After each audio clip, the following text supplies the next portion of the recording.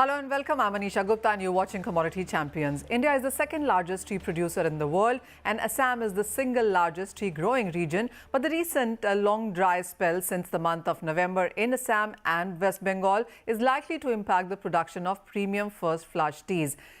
We are also looking at the prices gaining in the previous year. The exports were up 18% as well. And whether or not we can keep on those numbers, to take that discussion ahead, I am now joined by Mr. Prabir Bhattacharjee. He is Secretary General at Tea Association of India. Mr. Bhattacharjee, hi, thank you so much for joining us.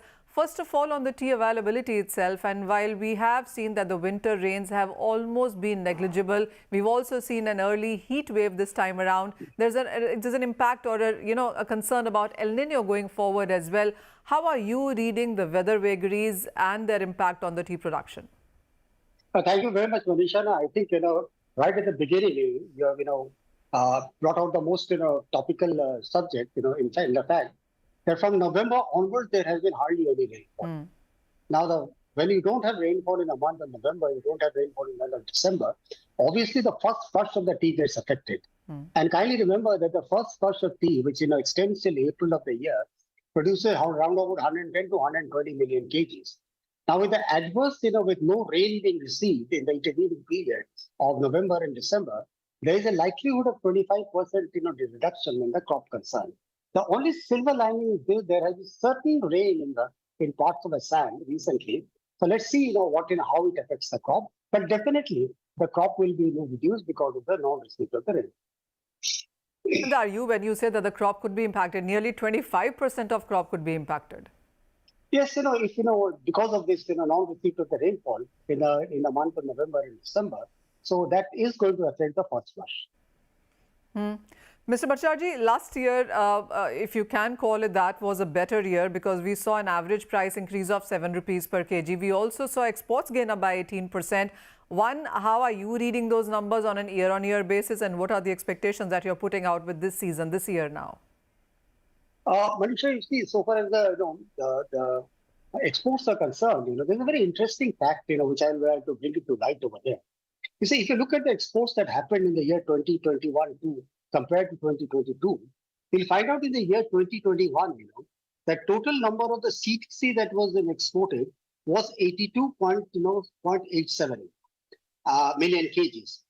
Against that, in the year 2022, we have exported CTC 96.26 million kgs.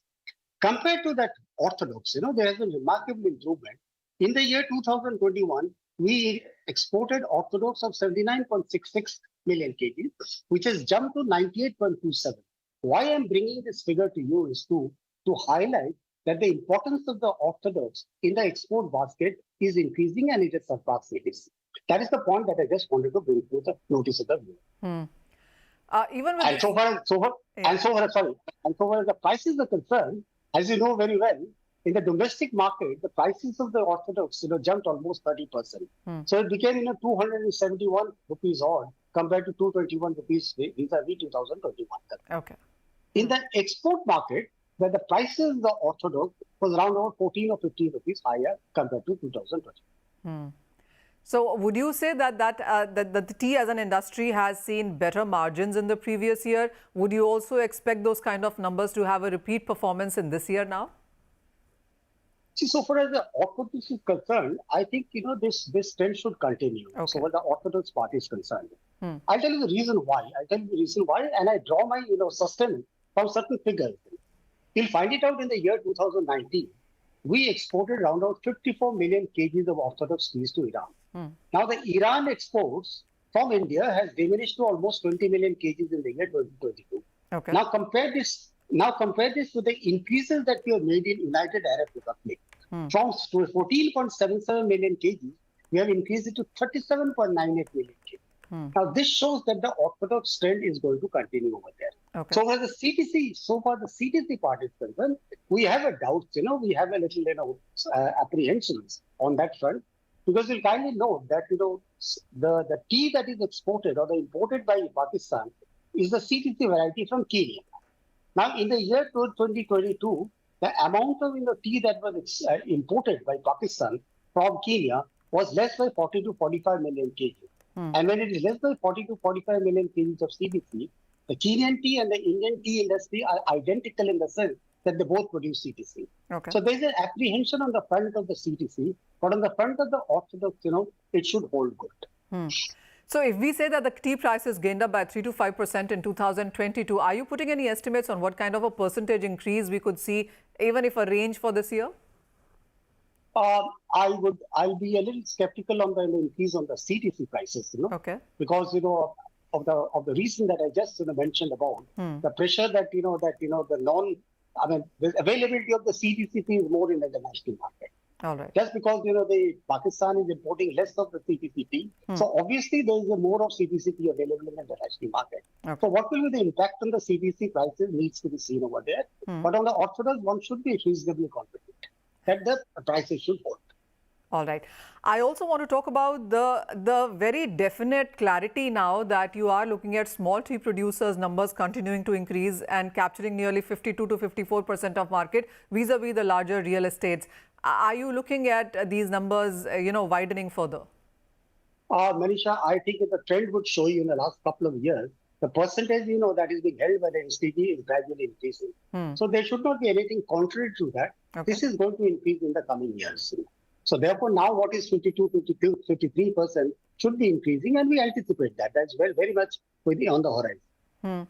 What also is your sense on the per capita consumption that we are looking at for the Indian markets right now? I mean, we do understand that it is much lower. 800 grams per capita is what I read the last time. Where do we stand right now? Yeah. Panisha, you're very correct. This is an area where even the tea board is putting a lot of emphasis on. They're commissioning methods in which it can be improved and all that.